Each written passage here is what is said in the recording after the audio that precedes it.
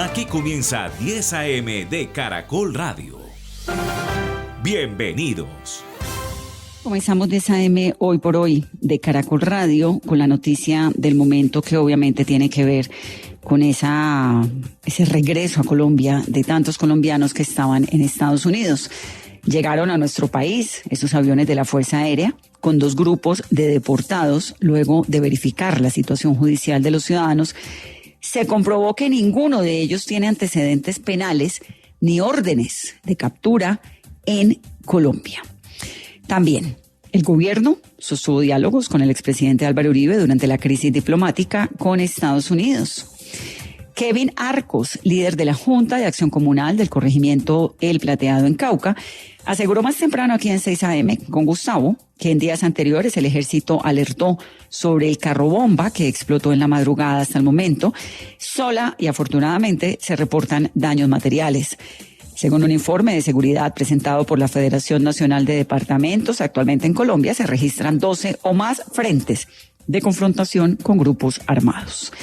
Álvaro Hernán Prada, presidente del Consejo Nacional Electoral, dijo más temprano en 6 a.m. con Gustavo que las elecciones del 2025 y del 2026 podrían estar en riesgo por el aplazamiento de 12 billones del presupuesto que decretó el gobierno. Lo que dicen desde el gobierno es que realmente esa responsabilidad es de la registraduría y que nada afecta el desarrollo electoral, la reducción de presupuesto del Consejo Nacional Electoral. Pero el presidente del Consejo, el magistrado Prada, dice todo lo contrario. Hoy el Congreso recibe a ministros del gobierno Petro que explicarán los alcances de la conmoción interior decretada en el Catatumbo. Y también la Iglesia Católica lleva más de 50 toneladas de alimentos en el día de hoy para contribuir en la crisis humanitaria en esa región. La Jurisdicción Especial para la Paz está pidiendo investigar el paradero de 546 personas, miembros todos de la fuerza pública, desaparecidos durante el conflicto armado. En el norte del Tolima, habitantes bloquearon hoy la vía Fresno-Manizales en protesta por los altos costos de los servicios públicos. En Noticias del Mundo, varias embajadas fueron atacadas hoy en la República Democrática del Congo por manifestantes en contra de los combates entre el ejército y los grupos rebeldes apoyados por el gobierno de Ruanda. En deporte, la selección Colombia Sub-20 busca su primer triunfo en el sudamericano de la categoría que se celebra en Venezuela. Hoy a las 6:30 de la tarde se enfrenta a Ecuador. Natalia es un nombre que hemos cambiado. Tiene 23 años. Es una colombiana que llegó en uno de esos vuelos desde Texas. Natalia, me da gusto tenerla. Bienvenida. ¿La tengo, Natalia? Voy a recuperar, Carolina, esta comunicación con ella. Natalia, ¿me escucha? Sí, la escucho. Hola, Natalia, ¿cómo está? ¿Cómo llegó? Pues bien, pero un poquito, pues se siente como frustrado por todo lo que pasó. Pues claro, ¿y usted estaba hace cuánto en Estados Unidos? No, pero, o sea, yo tenía 10 días detenida. Tenía detenida hace 10 días. ¿Pero usted alcanzó a llegar y alcanzó a vivir un poquito allá o llegó, la detuvieron y de una la devolvieron? Llegué, me entregué a las autoridades norteamericanas, me detuvieron, allí estuve encerrada y me mataron, no escucharon mi caso. Y Natalia, ¿cómo llegó a Estados Unidos? Mi recorrido lo hice por la selva. Yo salí hace 10 meses, me fui por la selva, estuve en México trabajando. Me llegó mi cita de CP1, pero tuve un incidente que me secuestraron, la perdí, entonces por eso tomé la decisión luego me fui en el tren de la Bestia, llegué hasta Chihuahua en la Bestia. Allí están en Juárez, busqué la frontera y pues ya rápido entregué, pues a ver si cansaba antes de que se postulara Donald Trump. Claro. Natalia, yo quiero ahondar un poquito en esto porque pues es el tema del momento en Colombia. Yo soy una defensora férrea de la migración. Entiendo las dificultades, entiendo la ilegalidad que hay de fondo, todo eso, pero también sé que es una apuesta muy grande por cambiar el destino y que el camino es muy duro. Si le entiendo, lo que le escuché es que usted atraviesa la selva del Darién, luego llega Centroamérica, el Tren de la Bestia es este tren que atraviesa México, ¿no? Que llega hasta Ciudad Juárez, que además es súper violento con las mujeres, y es un recorrido muy duro. Usted tiene 23 años. ¿Con quién hizo todo ese recorrido? Yo ese recorrido lo hice sola. En el camino pues iban consiguiendo personas y con ellas me iba juntando, pues sí hice buenas amistades, por ahí nos encontramos, incluso a todos nos deportaron, me entregué con venezolanos, todos los deportaron, pero a ellos tienen la posibilidad de que los deportan a Tapachula. Yo incluso estaba exigiendo de que yo no me quería regresar a Colombia, que me dejaran en México porque yo aquí corro riesgo, pero no me escucharon, me trataban mal cuando les trataba de decir algo. En ningún momento me escuchó allá de que llevaba pruebas, en ningún momento me o allá los policías de migración de Estados Unidos. Claro. ¿Y usted se fue de Colombia por qué? Yo me fui de Colombia porque yo soy del... Bueno, ahorita está muy sonado, o sea, allá la violencia siempre ha brillado. Nosotros somos desplazados, tengo 2 hijos que incluso los dejé, pero los dejé con una persona lejos, que ellos estuvieran protegidos, porque incluso el papá de mi hijo lo asesinaron. Yo tuve que presenciar el asesinato del papá de mi hijo cuando yo estaba en embarazo. Ya en vida pues, corría mucho peligro. Yo tengo marcas de que cuando nosotros nos secuestraron, que nos torturaron y demás cosas. ¿Y dónde quedó? Entonces el papá de sus hijos lo asesinaron. Usted es del Catatumbo, me dicen, ¿no? Sí, sí. ¿De qué parte del Catatumbo? De Convención Santander. Sí, en Santander. ¿Y los hijos dónde los dejó? ¿En Colombia? Sí, ellos en Colombia. Mientras usted se iba, ¿a qué? ¿Cuál era el propósito de su viaje? Pues mi propósito de llegar a Estados Unidos, pues ya poder que me comenzara mi proceso y poderme mandar a mis hijos igualmente. ¿Tiene a alguien en Estados Unidos que le hubiera ayudado para organizarse o con quien estuviera planeando todo esto? Sí, tenía alguien que me estaba ayudando. ¿A quién? Tenía un primo que me estaba colaborando con viáticos y demás, y pues estuvo pendiente lo que fue todo. Incluso pues me estuvo, cuando estuve detenida con abogado, pero no pudieron hacer nada. Imagínese. Ese viaje, no le entendí si ese recorrido por el Darién, que es tan difícil, lo hizo sola o lo hizo con alguien, porque es que ahí la señal estuvo muy perdida, entonces no le entendí. ¿Usted viajó desde Colombia sola o con alguien? Sí, no, yo viajé absolutamente sola. Cuando ya entramos al primer campamento que ya de ahí comenzamos a caminar, allí pues hice unos conocidos, me junté con una gente y con ellos comencé a caminar. Incluso cuando llegué a Bajo Chiquito, llegué con 4 más, ellos se quedaron todos botados y nosotros seguimos. Yo llegué con 4 personas a Bajo Chiquito. Ese primer campamento es el que queda después de Acandí, ya en territorio panameño, ¿cierto? No, ese queda más adelantico. Tú tienes que caminar hasta donde está la bandera. Ya toca más mediodía para ya salir de Colombia y ya empieza la bajada que es de puro de Panamá. Sí, y ahí es donde queda, antes de bajar ese primer campamento. Sí, no, hay muchos, hay 8 campamentos, pero en ese nos dejan pasar la noche, hay carpa, ahí la ponemos las carpas y por el viaje tenemos que empezarlo en la mañana. Incluso hay eso de la ONU que te dan medicina, te dan unos viáticos, incluso para el camino, pero ese queda ahí por el Chocó, o sea, de Coclí, pasamos en lancha, llegamos a un lugar y de ahí nos transportan en unos motocargas hasta allí, pero no me acuerdo cómo se llama el campamento. El lugar se llama Acandí, pasa de Necoclí a Acandí y en Acandí comienza a caminar por la selva hasta que va llegando a los campamentos. Natalia, ¿cuánto le costó a usted ese viaje? Usted me dice que llegó, que la ciudad fronteriza de México era Juárez, ¿no? Ciudad Juárez, ¿cierto? Sí, ajá. Ese recorrido entre que sale de Necoclí en Antioquia y llega a Juárez, que hay que atravesar todo Panamá, que hay que atravesar todo México, ¿cuánto tiempo se demoró? Como le dije, yo de Colombia a México, a la Ciudad de México, me coloqué en 19 días. Cuando estaba en México, me quedé esperando mi cita de CP1. Y estuve esperando 9 meses.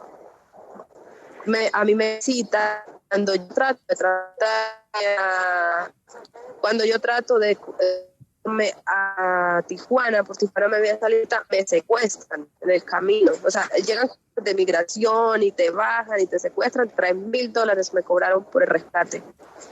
Afortunadamente, pues la persona que tengo en Estados Unidos me pone el rescate, pero allí te ponen condiciones muy malas, los secuestros, que si no tienes para pagar tienes que prostituirte, tienes que hacer eso, te meten un miedo impresionante, ellos te agarran el número de teléfono, siguen llamando a la persona que pague. Bueno, ya yo al mirar eso, a mí cuando pagaron me regresan nuevamente a su vida. Entonces, ahí tomo la decisión de irme a La Bestia. Sí, La Bestia es el tren, que le dicen La Bestia porque es un tren lleno de migrantes en unas condiciones también complejas. ¿Cuánto tiempo alcanzó a estar secuestrada, Natalia? Estuve aproximadamente 1 año y medio hasta conseguir el dinero. No le escuché, es que la señal allí la tengo como intermitente. ¿Cuánto tiempo? No la estoy perdiendo. A ver si le puedo escuchar más. 1 semana y media secuestrada. Voy a repetir esa llamada para poder recuperar la comunicación porque la estoy perdiendo mientras arreglo un poco el audio. Pascual, 1 semana y media dice ella que estuvo secuestrada, pero quiero entender un poco más porque sí, vincula un poco como autoridades mexicanas. Sí. Es que es lo que veníamos hablando desde muy temprano en el programa, en 6 AM con Gustavo y todo. Es decir, esta gente, imagínense, esa mujer estuvo 9 meses en México. Me falta preguntarle de qué vivió esos 9 meses, ¿no? Sí, ella dijo que había trabajado un poco en México. 19 días esa travesía. Esta mañana también oímos otro de los migrantes, otro de los deportados, dijo $5,000 le costó esa travesía. Pero además Natalia nos dice fue por la zona más difícil, ¿no? Primero lo que sabemos del Darién y después todas las historias que tiene La Bestia, que llaman también el tren de la muerte, ese tren de carga donde viajan los migrantes en los techos y demás. Un viaje increíble para terminar así. Y lo otro, Vanessa, Natalia reúne todas las noticias de la semana y todas las tragedias y todas las preocupaciones de Colombia en la última semana, ¿no? Catatumbo, desplazada, su esposo asesinado cuando ella estaba embarazada y después todo este asunto de los migrantes. No, es que todo. Con todas las historias. El Catatumbo, el marido muerto, los 2 hijos, la ida para Estados Unidos a ver cómo logra trabajar allá para poder mandar a recoger a sus hijos. Todo está allí reunido, el desplazamiento, la violencia. A ver, Natalia, ¿la tengo de nuevo? Sí. Sí, le toca quedarse quietica. Natalia tiene 23 años. Natalia, me estaba contando que estuvo secuestrada 1 semana y media. ¿Quién la secuestró? ¿Se sabe? Cuando nosotros nos bajan del bus para hacernos revisión, supuestamente son agentes de migración de México. Pero es que allá hay una magia muy impresionante. Cuando te bajan, te piden documentos y inmediatamente, no, usted viene para acá y lo echan a un carro, le ponen a uno pasamontaña, lo meten en un carro y ni sabe uno para dónde lo llevan. Natalia, cuéntenos un poco de esa experiencia en La Bestia, porque hemos visto reportajes y demás de lo que significa ir en ese tren. ¿Cómo le fue a usted en ese trayecto y cómo es viajar en ese tren? Pues la verdad es un poco traumante porque el tren incluso andando tiene que dársele uno al tren andando. O sea, el tren andando y tú tienes que estar corriendo como subimos el 2 personas salieron y una quedó sin pierna, la otra. O sea, es un poco bastante delicado. Incluso también migración demanda que muerdan. Cuando si como si uno va montado en el tren, uno no se quiere bajar para que no muerdan a uno. Todo es muy difícil, pero se logró, al fin se logró. Tomamos 3 trenes para poder llegar hasta Juárez. Bajábamos de uno antes de llegar a las migraciones, rodeábamos, caminábamos aproximadamente 2 horas por el desierto y luego llegábamos, agarrábamos otro y así sucesivamente. Claro, el tren es un tren que está en continuo movimiento. Entonces la gente tiene que saltar al tren, a lo bestia, se llama La Bestia, se montan ahí como sea para poder seguir y en el momento que necesitan bajarse pues se tiran del tren. Es muy, muy violento lo que ocurre allí, pero es un tren emblemático de toda esa migración indocumentada. Natalia, en esos 9 meses que usted estuvo en Ciudad de México, ¿en qué trabajó? Yo trabajé en una de o sea, otro grande de los chinos. La estoy perdiendo. A ver si la recupero. Aló, aló. Hola, hola, ahí la tengo mejor. En un centro como de chinos, igual una china, era la dueña de todos esos productos chinos, trabajaba ya en eso y tenía otro trabajo como mesera en las noches. En total, digamos, su trayecto desde, bueno, es que no puedo ponerle un precio porque hay 9 meses ahí en la mitad, pero atravesar el Darién, ¿cuánto le costó? Llegar a Panamá, ¿cuánto le costó?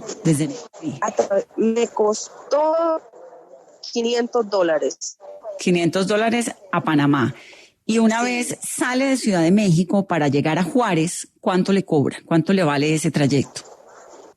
El tren era gratis. El tren pues sí se montaba uno gratis, pero ya cuando llegamos a una parte que allí ya no nos recogía nadie, que el cartel no, que te va a matar si estás por allí, que tiene que pagarnos a nosotros, 1,500 pesos que van pues como siendo $100, ahí fue lo que pagamos y ya para la persona que nos llevó a cruzar donde teníamos que pasarnos el muro, nos cobró $200.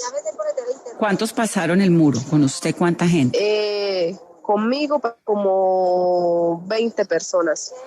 ¿Y cómo fue esa pasada del muro? Cuénteme un poquito, porque como eso es nuevo, Juárez antes no tenía ese muro, ahora lo tiene. ¿Cómo es la pasada del muro? ¿Por dónde se meten? ¿Por debajo? ¿Por encima? ¿Por dónde? Yo, pues, afortunadamente logré meterme por debajo, pero es un hueco estrecho. Tienes que irle escarbando y te vas metiendo, incluso la ropa se te rompe, pero no tiene espina, no tiene nada. Pues, nos llevaron a un lugar ya saliendo bastante de Juárez, por Anápora creo que era, y allí tenía, por debajo tenía un hueco. Y ahí pues todos, rapidito como pudiéramos, antes que nos llegara Migración de México y nos devolvieran los carteles o algo, y rapidito todos nos metimos como pudimos. Sí. Una vez, Natalia, llegan ya a territorio estadounidense, ¿qué pasa? ¿Allá qué ocurrió? ¿Quién la recibe? ¿Cómo es allí cuando pasa? Cuando pasamos, ahí estaban los oficiales de Estados Unidos. Ellos inmediatamente nos llaman, nos pasan una bolsa para que coloquemos solamente nuestro teléfono, nuestro cargador, por ahí los aretitos que nos quitamos, pero lo demás todo se queda, toda la ropa se queda botada. Nos hacen quitar los cordones de los zapatos, nos hacen quitar los cinturones.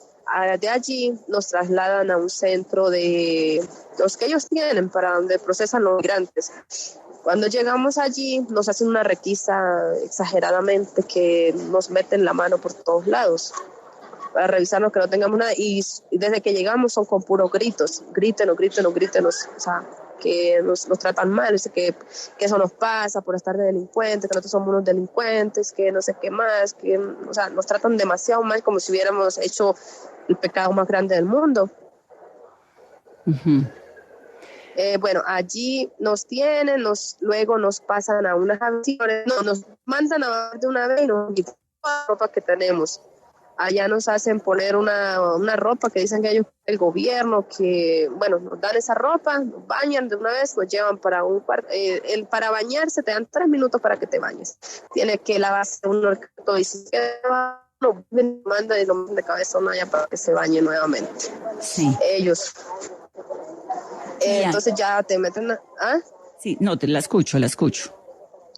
Bueno, allí te llevan a la habitación donde te dejan totalmente incomunicado, no te puedes ni asomar a la puerta porque tienen personas que están, son como que se encargan de cuidar, nomás te pasan agua si necesitas, pero demás te regañan por todo, trata uno de hacer una pregunta, todo es a gritos, que ustedes no tienen derecho de nada, que ustedes esto, que, o sea, ahí el trato cambia demasiado. Incluso a mí me tuvieron 7 días que no, después que me bañaron esa vez, 7 días que no me dejaban bañar.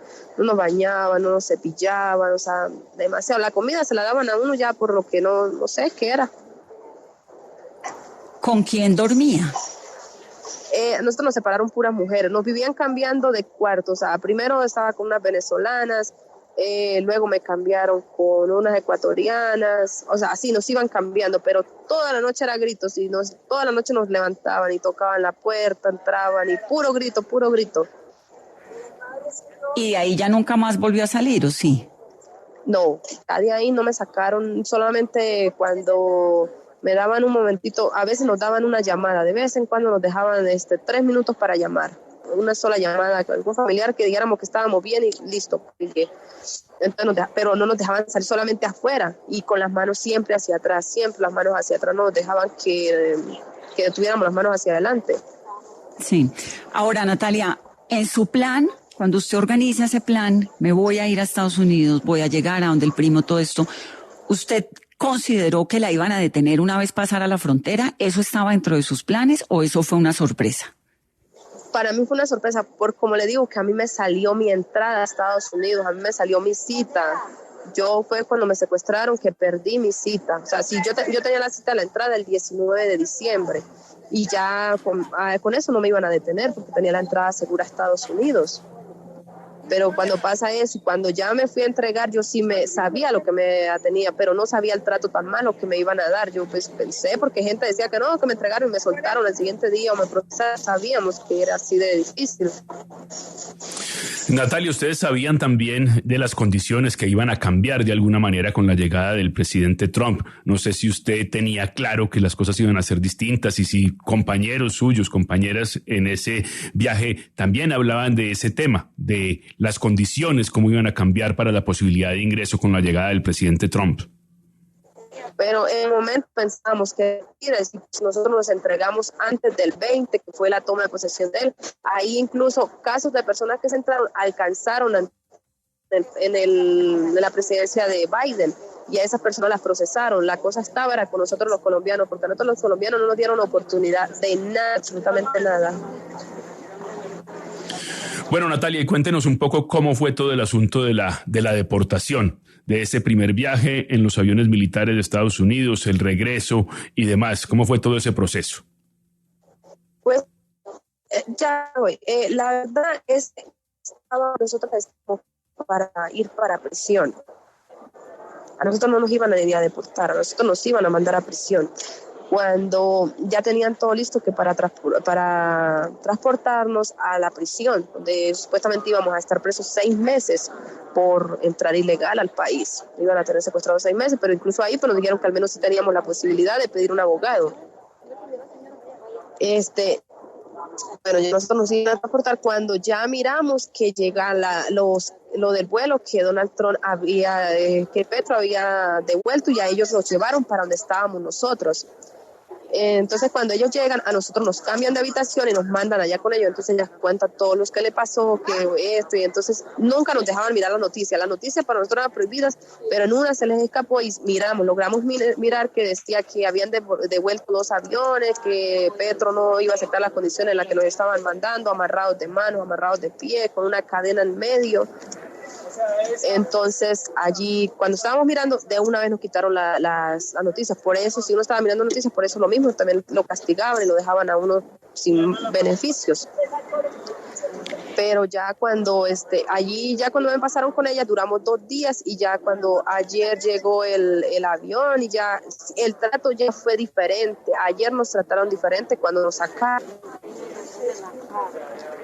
Ya no nos pusieron esposa, nos trataron pues ya como diferente, para mí, sí, se portaron más diferentes a como se portaron cuando estábamos allá.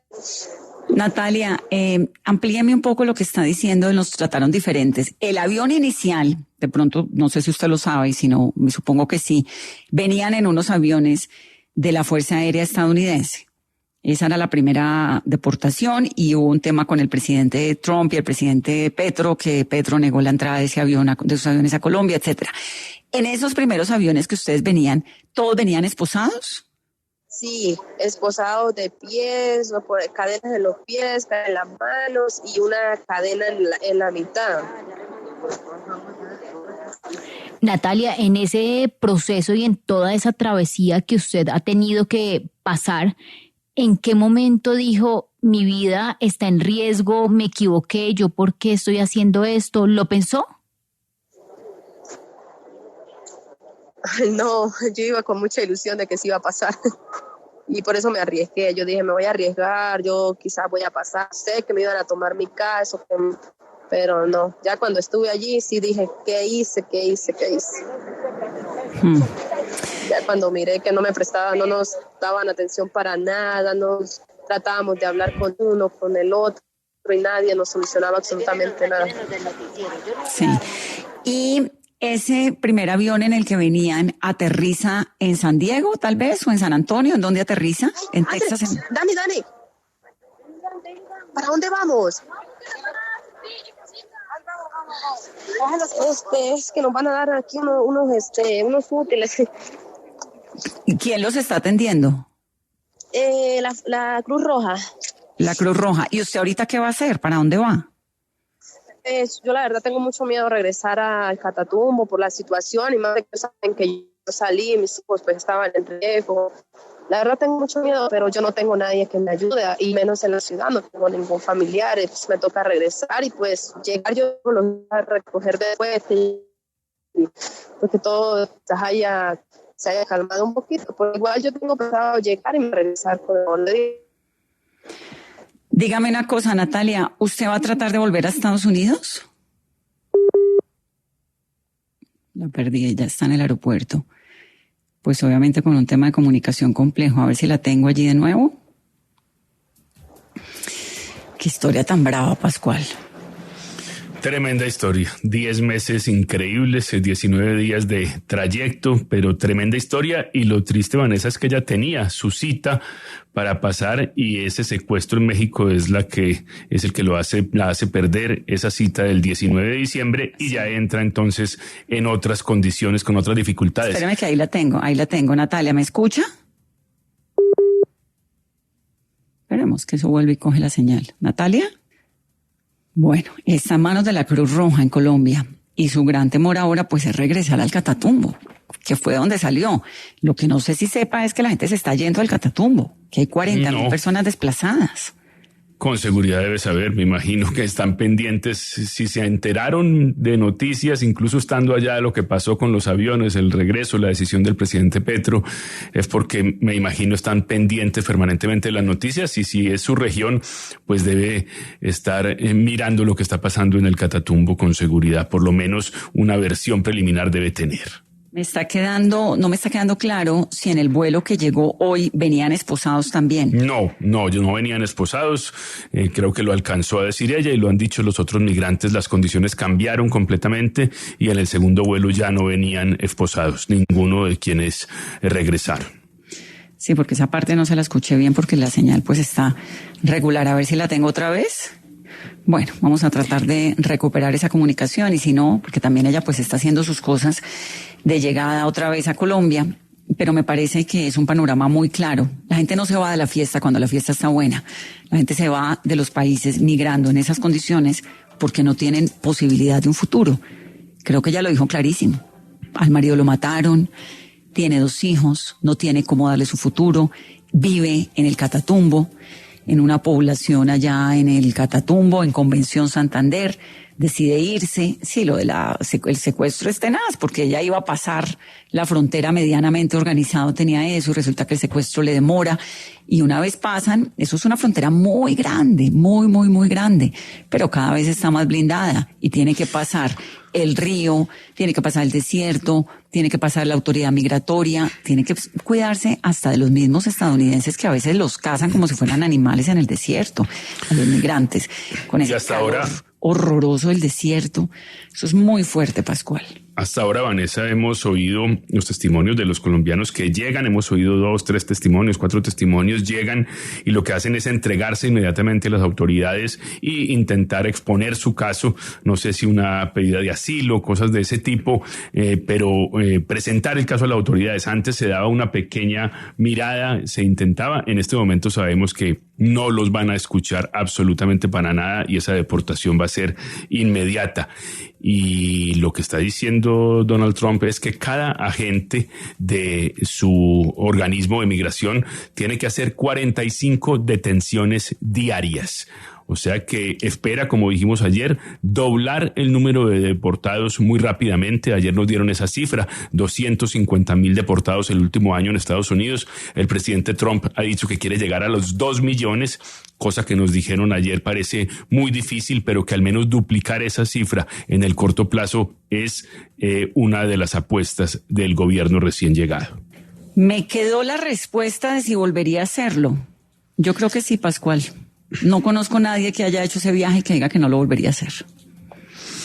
Sí. Eso es lo más duro. Pero también dijo que en un momento sí pensó por qué me metí en esto. Y yo creo que las condiciones actuales sí los hacen pensar, no es el momento. Sí, yo creo que eso queda ahí. Siempre hay una esperanza de tener una vida distinta. Hay una promesa también, Vanessa, porque casi todas las personas que viajan tienen a alguien, un familiar, un amigo que está allá y les cuenta cómo le está yendo y les cuenta las posibilidades. Entonces también hay una esperanza permanente ahí al frente en el horizonte que es la que llama, ¿no? A ver, Julián Martínez, que está en el aeropuerto, que ha estado también hablando con algunos de estos deportados que regresaron. Julián. Vanessa, básicamente acá la situación en el aeropuerto El Dorado pues ya va avanzando a su normalidad. Que le cuento tranquilamente, muchas de las personas que posteriormente fueron trasladadas a migración ya se han dirigido a sus diferentes destinos, han tomado camino por cuenta propia. Hay algunas personas que están aún a la espera de familiares, sin embargo están en la parte interna, los hicieron ingresar para saber cuál es el futuro de algunas personas que aún no, o de las que no se conoce su paradero. Le cuento eso sí, en la parte de inmigración, Cruz Roja, policía, todos atendiendo a las personas que están llegando a este punto y bastante incertidumbre por saber qué va a pasar ahora con las personas que aún podrían estar en territorio norteamericano, porque la directora de migración aseguró que los posibles vuelos que se envíen serán anunciados posteriormente por el presidente Gustavo Petro. Por ahora acá en el aeropuerto, Vanessa, ya con normalidad la terminal aérea hasta ahora. Y el distrito, Julián, gracias. El distrito, Carolina, ¿qué está haciendo? Vanessa, desde la alcaldía de Carlos Fernando Galán está prestando todo el apoyo necesario y complementario para la gente que está llegando en estos vuelos. La atención prioritaria es atención en salud. Lo que nos cuentan algunas fuentes, Vanessa, y uno entiende que desde la Cancillería y la Presidencia de la República se le ha dado todo el manejo y el hermetismo desde lo que sucedió el domingo, pero nos dicen que esa coordinación entre alcaldía y Cancillería ha sido muy complicado. Además, que hubo algo de desorden de la Cancillería, no habían coordinado con OPAIN la atención en salud, hay quejas porque no había protocolos para vuelos a otras ciudades de las personas y de estos deportados que no viven en Bogotá, no había tampoco una caracterización de quiénes venían en cada uno de los vuelos, cuáles son los alojamientos que necesitan y cómo se van a mover a sus lugares de origen.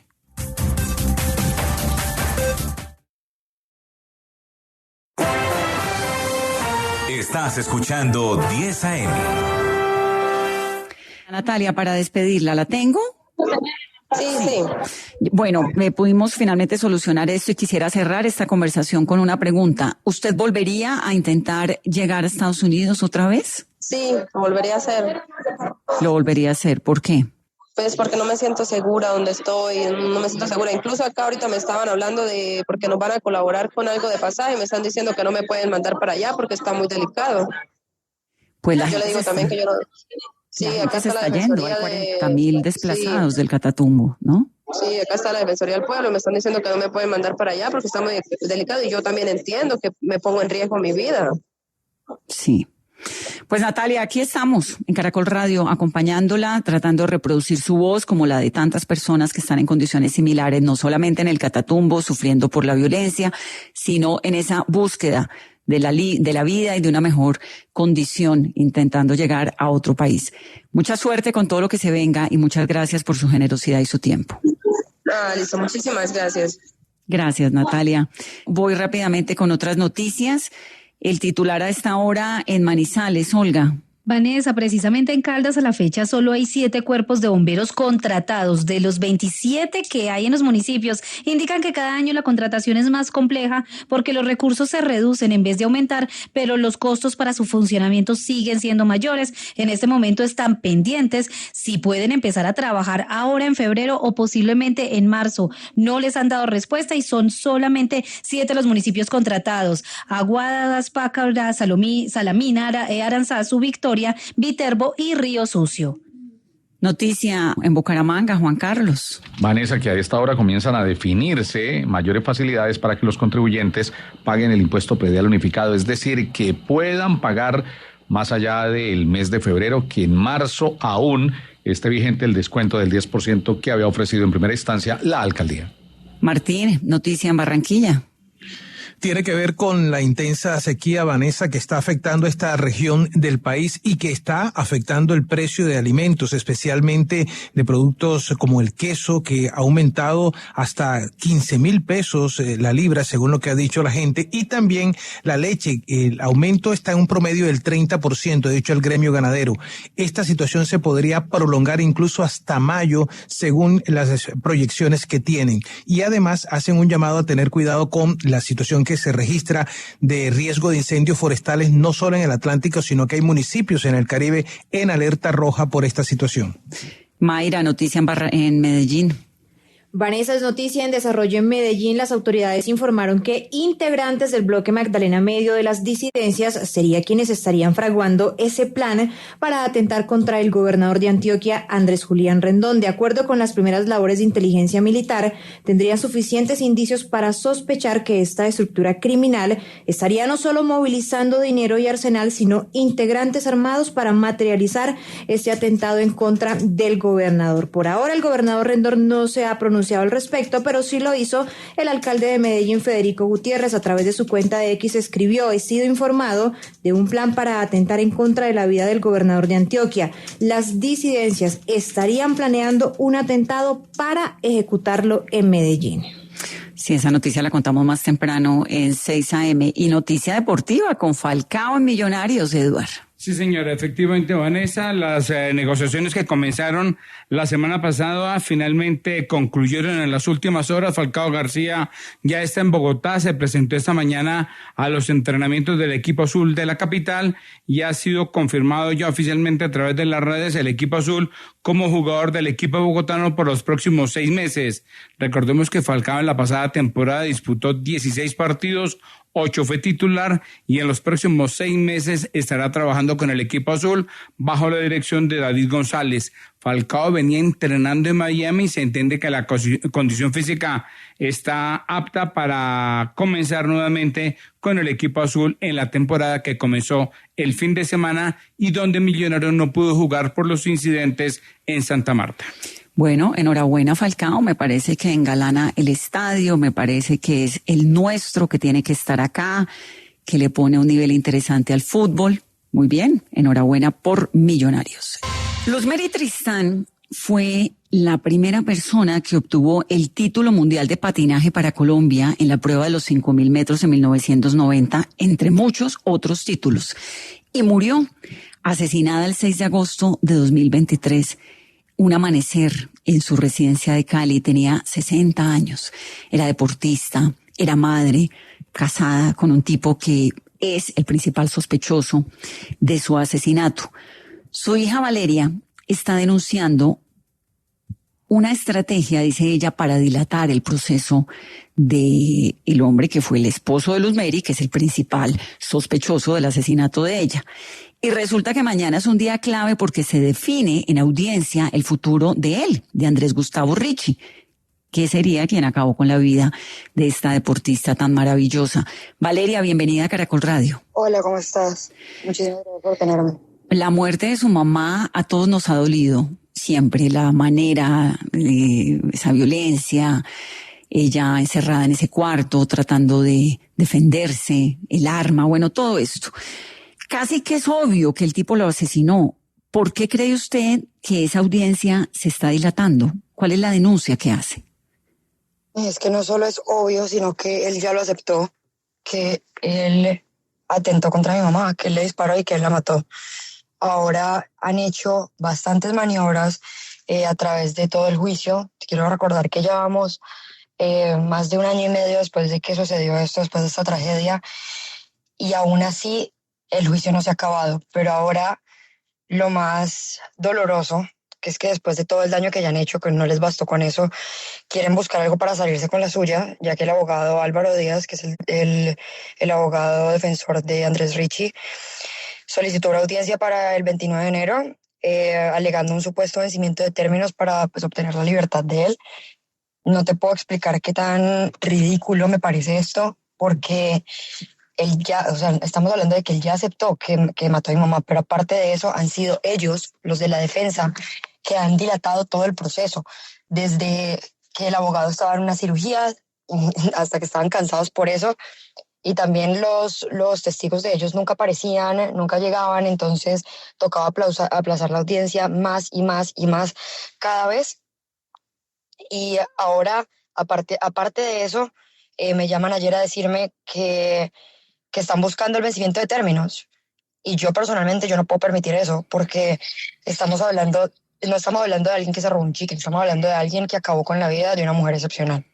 Pues el asesino de su mamá, él está preso en la cárcel de máxima seguridad de Picaleña, en Ibagué. ¿Él podría salir en libertad? Se supone que con este vencimiento de términos él podría salir, y es lo que me da pánico, lo que me da pavor, porque yo sé que en el minuto que él pise la calle, ese tipo se vuela, porque tiene todos los recursos, tiene todos los medios para hacerlo, y él está haciendo todas estas maniobras precisamente para querer lograr eso, porque ya sabe que como que la inocencia no se la van a dar. Es imposible, porque él ya aceptó que él mató a mi mamá. Lo que se negó culpable es que fuera feminicidio agravado, porque no sé qué tantas como brechas está buscando, pero todos los colombianos saben que ese señor es un feminicida y que él no se puede salir con la suya. Valeria, cuéntenos un poco la actuación de la Fiscalía en todo esto. ¿Usted cree que por parte de la Fiscalía se ha dado la celeridad, se ha empujado el tema como se debe empujar, entendiendo que la defensa está en el cuento de dilatar? Tengo que ser muy enfática en esto, y es que la defensa se ha encargado de que todos los testigos estén a tiempo, todo de parte de la Fiscalía. La Fiscalía siempre ha traído a todos los testigos a tiempo, nunca han aplazado las audiencias, ellos han sido demasiado puntuales con las cosas, porque saben que esto es algo que no se puede tomar a la ligera. Este señor tiene que pagar por todo lo que hizo, por todo el daño que causó, porque él puede que le haya disparado a mi mamá, pero detrás de mi mamá hay 5 hijos, hay amigos, hay hermanos, hay demasiadas cosas, y esa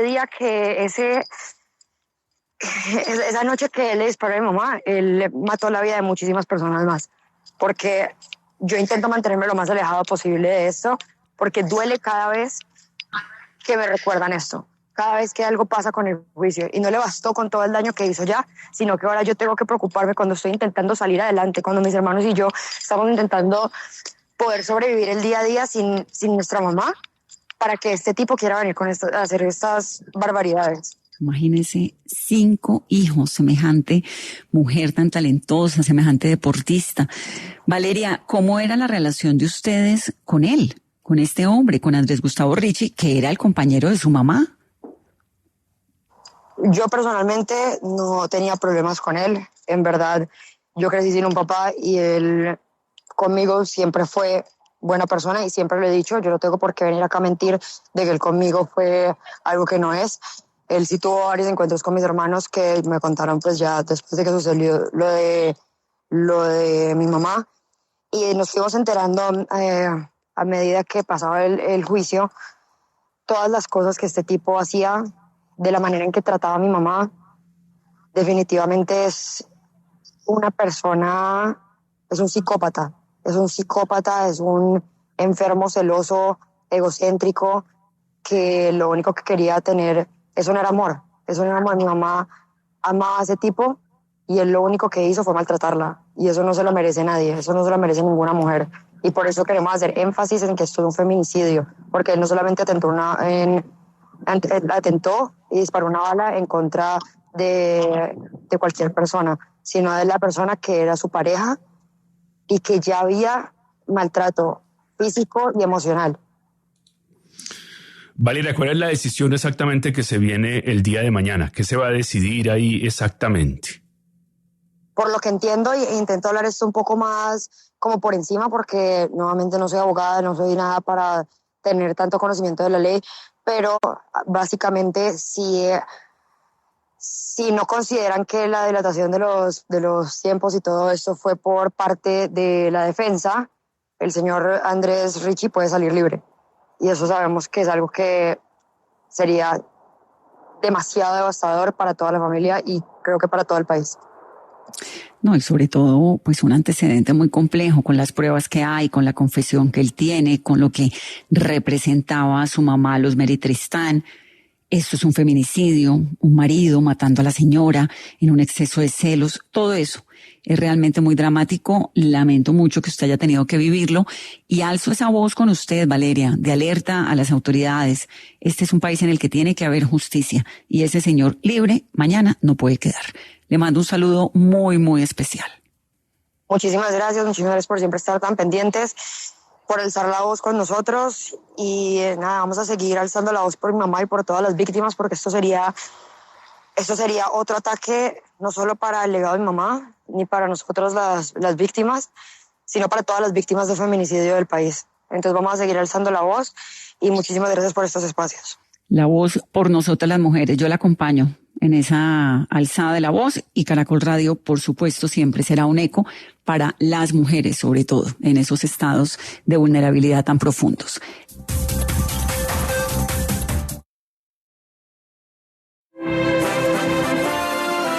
Regresamos con 10 AM. ¿Por qué me ponen esto? Vanessa, porque Maluma está cumpliendo años hoy. ¿Cuántos está cumpliendo? 31. Sí, le ponía chiquito? 31. Sí, está chiquito, aunque se ve mayor. Es que ¿sabe qué pasa, Vanessa? Yo creo que lo hemos visto a él en todas sus facetas.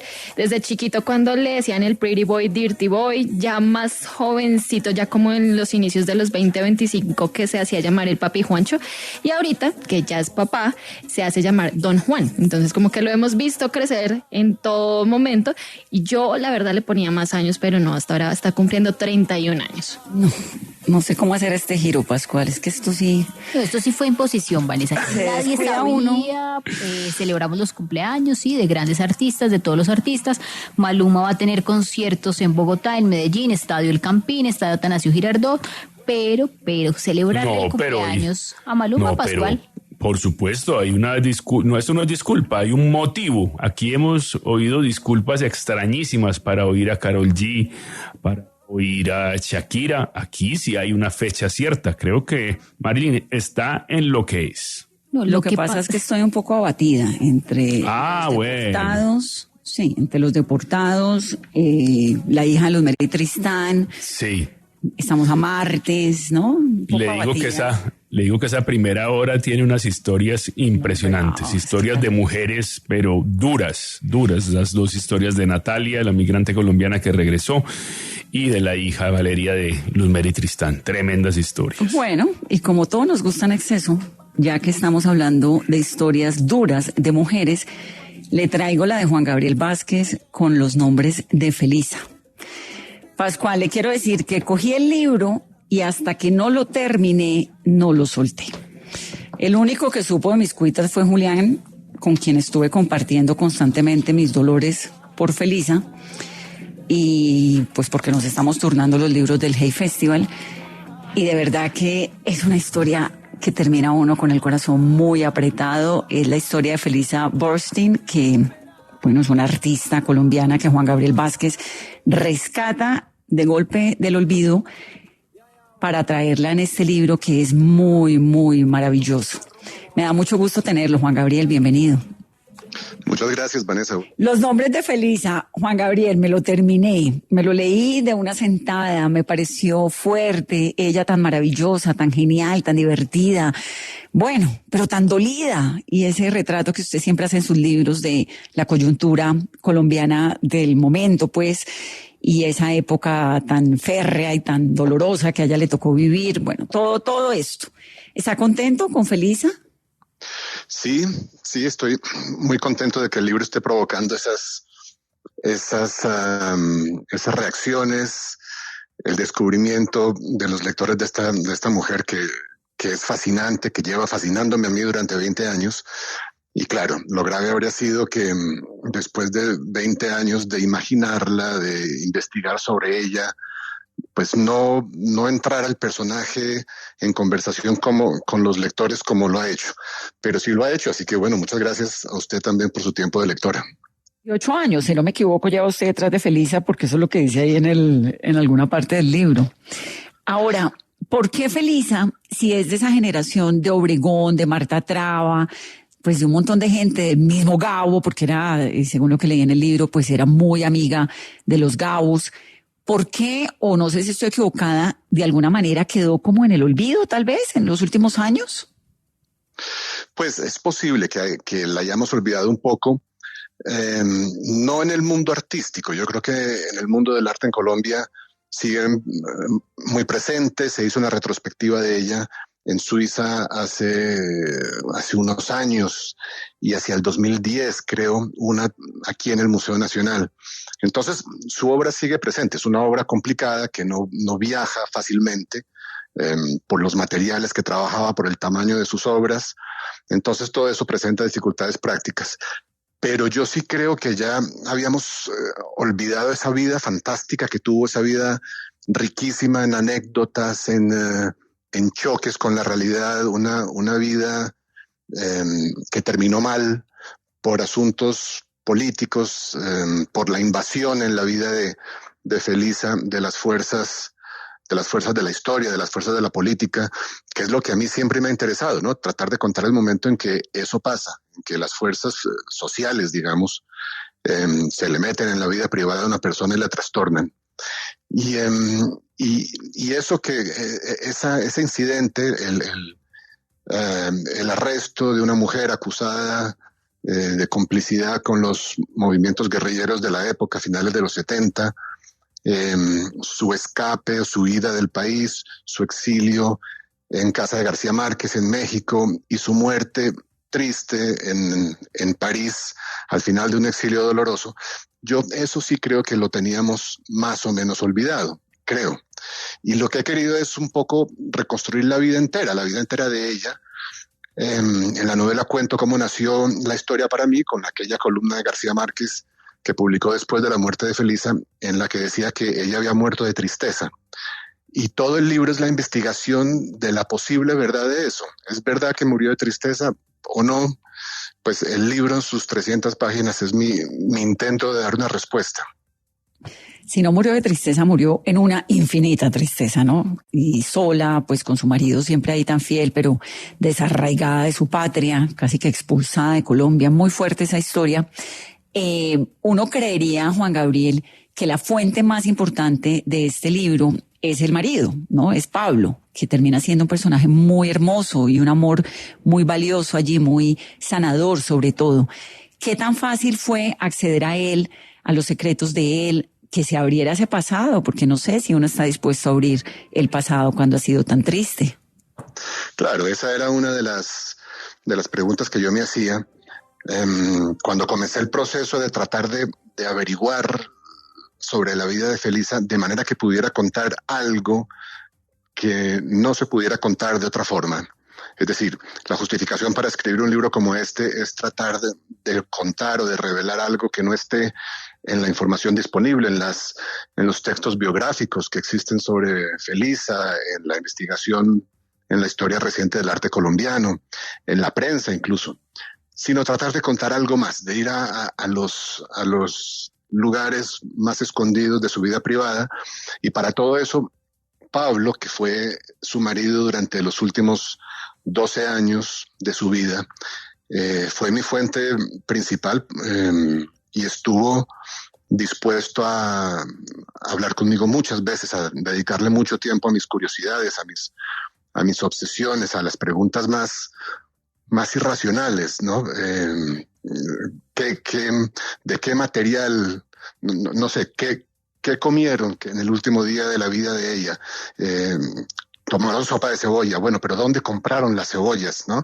Estas precisiones de novelista que solo una persona que entiende bien lo que uno está tratando de hacer, pues puede contestar. Y él lo hizo en todo. Estuvo dispuesto a recordar cosas dolorosas, a leer los borradores de la novela que le iban sugiriendo otras memorias.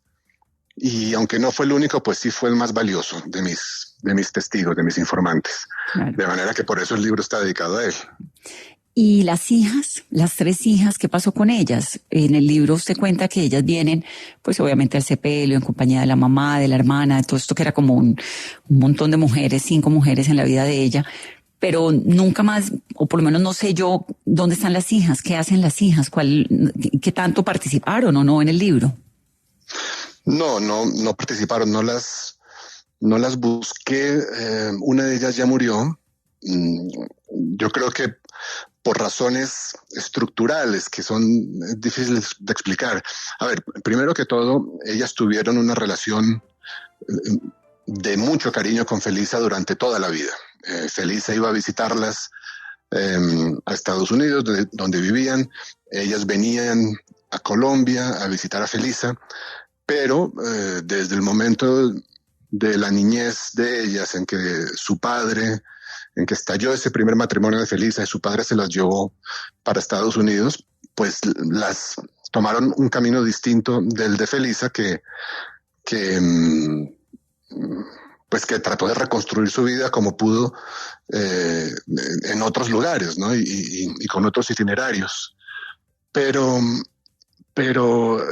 por razones estructurales que son difíciles de explicar, no cabía en la novela una exploración a fondo de ellas, porque la novela está contada un poco desde la vida de Felisa con Pablo, que va por otros caminos, y meterme muy a fondo en ellas tal vez hubiera roto las proporciones de la novela. Y una novela se distingue de otros géneros en parte por eso, porque tiene que tener unas dimensiones, unas proporciones, se fijan algunas cosas, pero tiene que desechar otras. En resumen, no le cabe todo. Entonces, pues en la novela está retratada, yo creo que bien, la relación que tuvieron y sobre todo el cariño que se tuvieron, pero otra cosa no cabía en las reglas que en el libro se habían puesto. Sí. Ellas terminaron pues bien yéndose con ese marido Larry, que me parecía que era un tipo patancísimo, horroroso, que no quería que ella fuera artista, que hasta la agredió, le dañó la mano, bueno, un montón de cosas. Sí. ¿Cómo fue la construcción de esa historia? Porque es que pasa uno de Larry, que es el peor marido que uno puede imaginarse, súper censurador además con el arte, con el talento de ella, a Jorge, pues que ese sí era el amor más pasional, si no me equivoco, que pudo descubrir esta mujer, por el cual deja toda su vida a la calma, a la tranquilidad, un amor apasionado, pero sobre todo de mucha compañía, cotidianidad y calma, que es el de finalmente Pablo. ¿Cómo fue la reconstrucción o el encuentro o la investigación de esas historias? Por ejemplo, la de Larry. Sí, fue a partir de ciertas anécdotas que existen contadas en un par de lugares y de la memoria de Pablo, que recibió él mismo también los relatos de Felisa durante 10 años de vida juntos, pues hablaron muchísimo de esto y él recuerda con mucha precisión esas cosas. Y luego entonces interviene la imaginación del novelista, que tiene que recrear responsablemente estas escenas, ¿no? Pero era esencial porque en ese momento comienza lo que para la vida de Felisa fue una especie de larga lucha contra todas las limitaciones que la sociedad le ponía en el camino. Primero las limitaciones familiares, ese marido que no quería simplemente que ella fuera artista. Luego una sociedad que censuraba su relación con un hombre casado que además no era judío, ella sí. Luego entonces comienza su vida artística y se encuentra con los muros de la censura de un mundo del arte que era machista y a los cuales ella se tiene que enfrentar. La vida de ella fue eso, fue una especie de larga pelea por definirse a sí misma, por ser libre y ser libre en los términos en los que ella quería ser libre. Y eso es un espectáculo muy bello, ese intento de un ser humano por definirse en sus propios términos, pero en el caso de ella acabó pagando un precio y eso es lo que la novela intenta reconstruir. Era una valiente pero contestataria en una época muy distinta. Ahí aparece Marta Traba como una gran amiga, ¿no? Y un apoyo muy importante en el arte de Felicia. ¿Por qué Marta Traba terminó siendo tan importante para ese momento del arte colombiano que encontró? Sí, Marta Traba era una mujer fascinante también muy contradictoria, terriblemente elocuente, inteligente, informada y además con un talento para el sarcasmo y para el comentario hiriente que no la hizo necesariamente muy popular en el mundo del arte colombiano. No tenía pelos en la lengua, no tenía miedo de desbaratar reputaciones, pero tenía los argumentos y tenía el conocimiento para hacerlo. Y ella fue parte de un momento que a mí me gustó mucho reconstruir de los años 50, un momento de una explosión cultural en Colombia muy impresionante. Ese momento en que empiezan a publicar García Márquez y Cepeda Zamudio y empiezan a pintar Botero y Obregón y el teatro es de una riqueza enorme. Está Santiago García, está Patricia Ariza y están otros antes. Carlos José Reyes era un dramaturgo muy importante. Es una explosión en diversos frentes de mucho, mucho talento. Y ahí en el medio estaba Marta Traba, con su inteligencia, con su talento para exponer en medios que eran nuevos, la televisión, por ejemplo, comentarios y reflexiones sobre el arte. Y ella puso ciertas conversaciones sobre el arte en el centro de la conciencia de la ciudad y del país. Y yo creo que le debemos mucho, a pesar de que sea una mujer controvertida, le debemos mucho, pues los que nos alimentamos, los que nos hemos alimentado de lo que pasó en esa generación, ¿no? De ese estallido cultural. Terminó yéndose también, ¿no? Terminó yéndose también y terminó muriendo en un accidente de avión, igual que Jorge Gaitán Durán, ese gran amor de Felisa. Un accidente sí. En Madrid en el 84, tal vez. Sí, y murió como la amiga. Es que el libro es muy precioso porque el libro pasa por estas complicidades de la amistad que son tan especiales, ¿no? De la familia, de la amistad que reemplaza la familia, que es importantísimo para la supervivencia. Pasa por las diferencias ideológicas, pero no importa las diferencias, usted si es amigo la logra, por la lucha por la supervivencia, por Nueva York, por París. No, el libro es realmente muy, muy hermoso, Juan Gabriel, y no le hago más spoiler, solamente quiero invitarlos a que se lo lean, a que descubran a esta gran mujer tan especial, a que se metan además de cabeza en unos años muy estrepitosos de Colombia, pero de una creatividad fascinante. Y una mujer vanguardia, ¿no? Con búsqueda de la libertad y imponiéndose a una cantidad de moralismos y bueno, muy, muy bella la historia de Felisa. Me impresionó mucho lo del accidente, por ejemplo. Yo no sabía que ella había tenido ese accidente tan duro en el carro, tampoco sabía que se había enamorado de esa pasión tan loca por ese chico porque era mucho menor que ella. Bueno, todo eso. Muy, muy, muy especial y felicitaciones por el libro, que cada libro es como parir un hijo. Sí, es verdad, con las mismas angustias. Así que me alegra mucho, Vanessa. Muchas gracias por la lectura. Gracias, un abrazo y nos vemos en el Hey Festival. Allá nos vemos. Allá nos vemos. El libro de Juan Gabriel Vázquez se llama Los nombres de Felisa. Es del sello Alfaguara. Vale realmente toda la pena. Y lo comienza uno y no se para hasta que lo termina.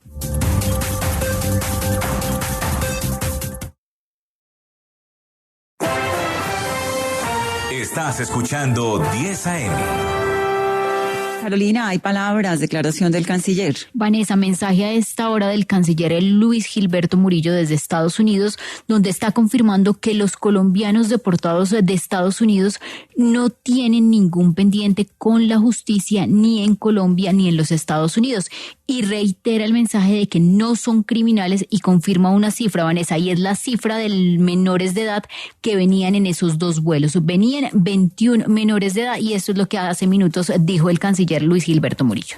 Cumpliendo los compromisos adquiridos por el gobierno nacional, ya se encuentran en Colombia 201 connacionales deportados desde Estados Unidos. Estas personas fueron deportadas por estar en condición migratoria irregular. Es importante señalar que no tienen ningún pendiente con la justicia, ni en Colombia ni en los Estados Unidos. No son criminales. Esta información ha sido verificada y corroborada por las autoridades competentes, siguiendo los protocolos establecidos para los vuelos de deportación. Y esto se hace tal como lo establece la Declaración Universal de los Derechos Humanos, y organismos como la Organización Internacional de las Migraciones, OIM, porque ser migrante no es un delito. Por ello, hemos insistido en que su regreso a Colombia debe realizarse en condiciones dignas, respetando plenamente sus derechos. El primer vuelo, procedente de San Diego, en California, trajo 62 hombres, 32 mujeres, 16 niños. En este grupo se encontraban 2 mujeres embarazadas, quienes según los reportes médicos están en buen estado de salud. Se encuentran en muy buen estado de salud. El segundo vuelo es procedente del Paso, Texas. Trajo 46 hombres, 45 mujeres, incluidos 5 menores de edad. Funcionarios del consulado estuvieron atentos a que esta situación de nuestros connacionales en ambos vuelos fuera satisfactoria, brindándoles asistencia técnica, asistencia médica y alimentaria antes de su partida hacia Colombia. Todos se encuentran en buenas condiciones. Agradecemos a todas las entidades que hicieron parte de esta operación humanitaria por la dignidad y la protección de los derechos de nuestros connacionales. La Presidencia de la República, la Fuerza Aeroespacial de Colombia, los funcionarios de la Cancillería, nuestros consulados en Houston y en Los Ángeles, Migración Colombia, el Instituto Colombiano de Bienestar Familiar, la Defensoría del Pueblo, la Cruz Roja Colombiana y la Alcaldía de Bogotá. Desde el Gobierno de Colombia y desde la Cancillería seguiremos exigiendo el cumplimiento de los protocolos establecidos para los vuelos de deportación. Acompañaremos siempre a nuestros connacionales garantizando sus derechos y velando por el respeto a su dignidad. Bueno, ya están en Colombia, Pascual. Me tiene con el corazón muy abrumado saber qué va a pasar con toda esa gente. ¿Para dónde se van? ¿Qué van a hacer? Porque es que se fueron. Para irse se necesita mucha valentía. Y fíjense lo que nos dijo Natalia, nuestra invitada, cuando al cierre de la conversación le preguntó, ¿usted se vuelve a ir? No, sí, por supuesto. Claro. Bueno, el presidente ha dicho, lo dijo Gustavo Bolívar, van a incluirlos en un programa que hay del DAPRE de fortalecimiento de economías populares. Pues eso, por supuesto, si ellos tienen algún proyecto en mente para quedarse y lograrlo, pero me quedan algunas preguntas de lo que dice el canciller. Primero, la exigencia del cumplimiento de los protocolos a Estados Unidos. No conocemos esos protocolos y no sabemos si esos protocolos estaban desde antes de la llegada de Trump, porque había unos protocolos con las deportaciones que se hicieron durante el gobierno Biden, o si esos protocolos cambiaron después de lo que pasó el domingo. Y la otra pregunta es si esas deportaciones se van a seguir dando con aviones o en aviones colombianos y no en los aviones norteamericanos. En los últimos 4 años, Vanessa, fueron 475 vuelos desde Estados Unidos con deportados colombianos, eso entre 2020 y 2024.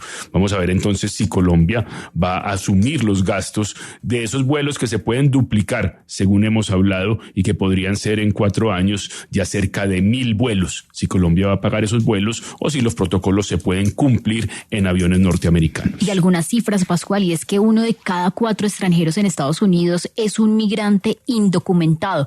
Según los datos del último censo de 2022, al menos 11 millones de personas residen irregularmente por todo el país. Y hay un reporte también de los últimos 5 años de todos los aviones que han sido enviados a diferentes países con deportados. En esas cifras la encabeza Guatemala con 1,778 vuelos de deportados, Honduras, México, El Salvador y Colombia en el 5º lugar de este ranking con 475 vuelos. Guatemala tuvo una guerra muy brava con un dictador que se llamaba Ríos Montt. Y Ríos Montt desplazó a miles de personas. Y muchas de esas personas que quedaron sumidas en la guerra se fueron para Estados Unidos. Casi todos los migrantes que usted ve en los restaurantes en Washington, que hacen el trabajo que los estadounidenses no hacen, son guatemaltecos, porque es una migración muy fuerte la que hay en Washington de guatemaltecos y de salvadoreños, porque también la guerra del Frente Farabundo Martí para la Liberación Nacional con el gobierno y con el Estado salvadoreño que dejó muertos, desplazados y de todo, causó esa migración grandísima. Hay otro tema para que veamos, digamos, la dimensión de toda esta situación tan compleja. Arizona, ahí de donde salió el avión hoy, del Paso, Texas, Arizona, Texas, Baja California, New México, eran territorios mexicanos, que los perdió Estados Unidos, que los ganó Estados Unidos en la guerra México-americana, pero el Golfo de México no se llama Golfo de México porque qué rico acá está al lado México, sino porque era de México. Entonces ahora Trump dice, ya no se va a llamar Golfo de México, sino que se va a llamar Golfo de América, el Golfo de América. Golfo de América, sí. Cámbiale el nombre que quiera, pero es que eso era territorio estadounidense. Y Vanessa, estos países, Centroamérica en general, pero bueno, Honduras y Salvador sobre todo, las economías de estos países son las remesas.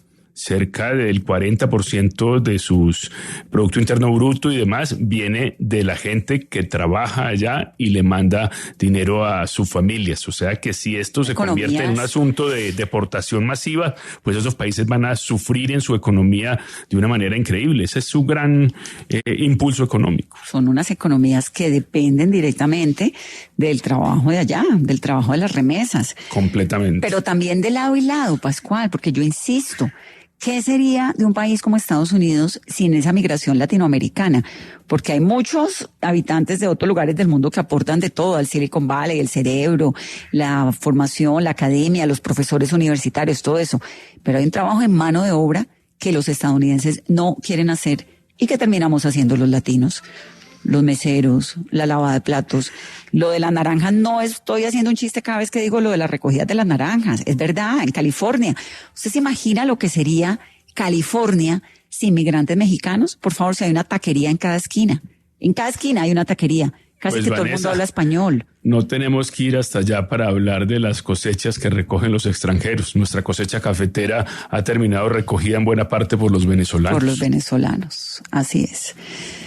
11:35. Vamos a ver cómo se van calmando los tiempos. Yo siempre confío profundamente en que después de las tempestades hay una calma y que las historias tienen unos momentos cíclicos. Estamos viviendo pues unos días muy dramáticos con esto de las deportaciones. Pero con Trump no habrá calma. Por lo pronto no habrá. Todavía no ha llegado la tempestad. Esto fue un simple aguacerito. ¿Una antesala? Sí, señor. No sé, Pascual. Ojalá usted no tenga razón. Y la tenga yo. 11:36. Le hace más bien.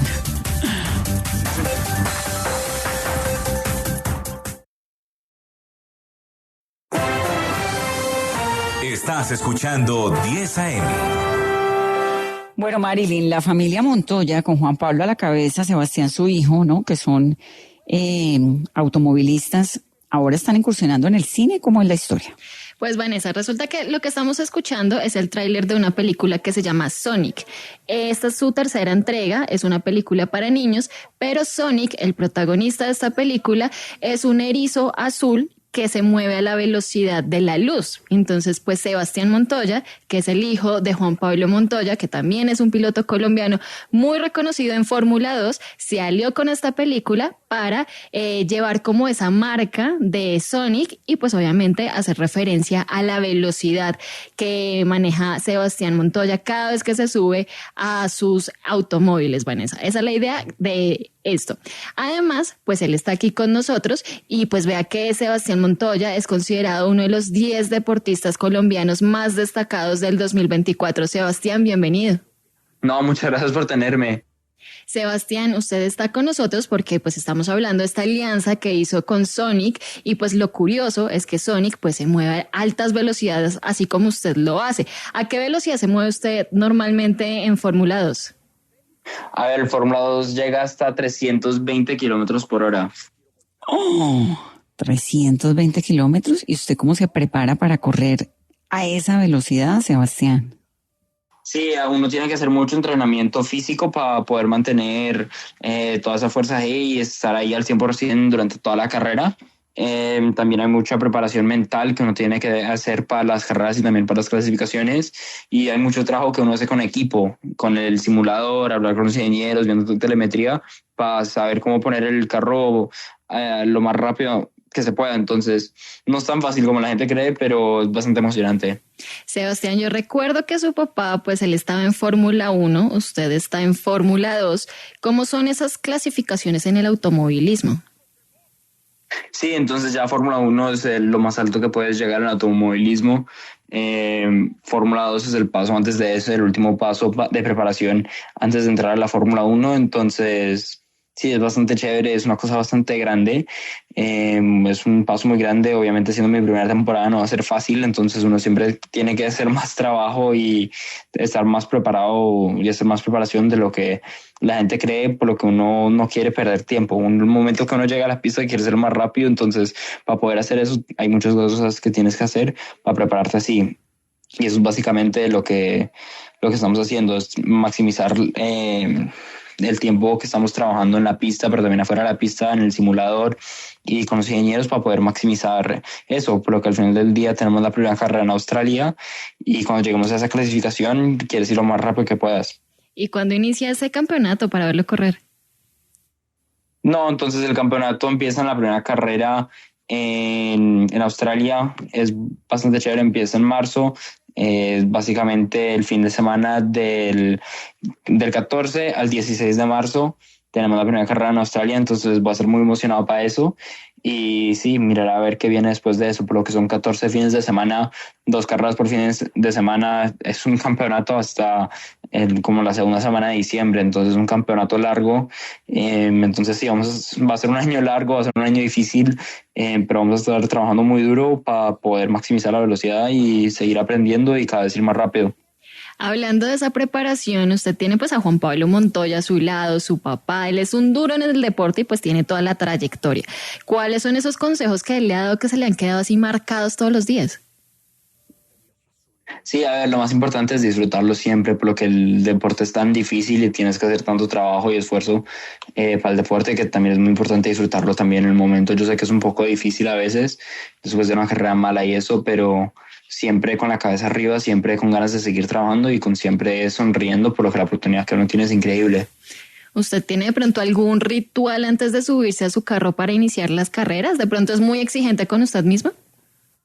Y si te digo la verdad, yo no soy para nada así como suave en mí mismo. Yo soy muy duro, me pongo mucha presión y también a la misma vez me exijo mucho, por lo que yo sé lo bueno que soy, yo sé lo rápido que soy y sé lo bueno que puedo ser.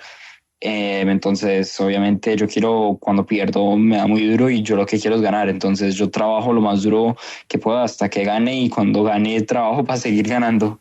Sebastián, escuchábamos al inicio de esta entrevista el tráiler de Sonic. Hablemos de esa película animada que ya está en cines y pues que le encanta a los niños. ¿En qué consiste esa alianza? Sí, es muy chévere. A ver, poder compartir un poco con ellos la publicidad y que Sonic esté también en el anuncio mío de Fórmula 2 es bastante especial, por lo que es un paso para adelante muy grande en mi carrera por ahora y para el futuro también es algo bastante chévere poder decir que trabajé con Sonic, pero sí es una oportunidad muy grande y yo creo que es un poco como de la mano, como disfrutar eso, que la velocidad no es solo para la gente y los deportistas, pero también para todo el mundo, para disfrutar.